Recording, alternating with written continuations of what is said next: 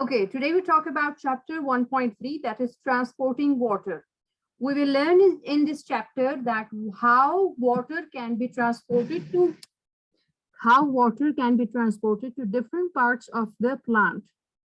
Okay, so look at here, the roots and the stem. Now, the process of transportation is given at the bottom of the page. If you go down at the bottom of the page, you will see that, you will realize that this is the transportation process where the roots work as a mouth. They absorb all the water and they transport that to the stem. If you see the stem, what is the function of the stem? The stem, then it will distribute water to the different parts of the plant, and it's given here. The stem transport water to the leaves and flowers. Okay, so absorb for in some plants, or in some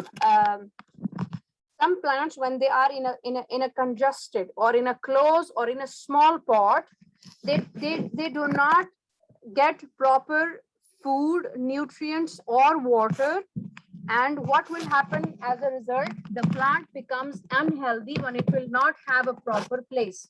So if you look at look at the picture number 1, in this picture, if you notice that the plant has grown up and it has the roots which are very clustered.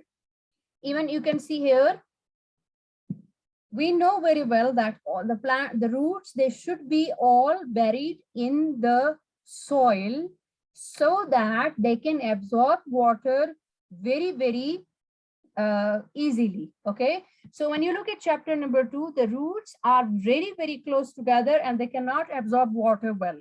This is why when the plants, they grow up, when they grow up, they have big size of roots and they need space. So what should we do? So people who are keeping the plants, they should take care and they put them, or they convert them into a bigger pot, and that will allow the roots to spread out. Okay, so when you put the plant in the ground on like this, what will happen to the roots? The roots, they grow up and they spread around in the soil like this. Okay, they keep growing. Okay, and when you put the water, they absorb water, okay, as per their need. You understand that? If you put a water in the plant, there is an experiment that we will going to conduct, in which you will see that, you will notice that if you put the water in the plant, the color of the plant will change because we are using ink in that. Okay, so in this chapter we understand that plant not only needs air, water, and sunlight, but also plants need space to grow up. Okay, so you should give them a proper place. You should not put them in a congested place where these plants die, because plants are living things like us, so they need space to grow up. Because if there will be no space, they will not be able to take properly air. They will not be able to properly have air, water, sunlight, or space. Okay, so whenever you are writing the answer to the question, what does plant need? It's not only food they need, but also space is as important as the air, the water, and also sunlight.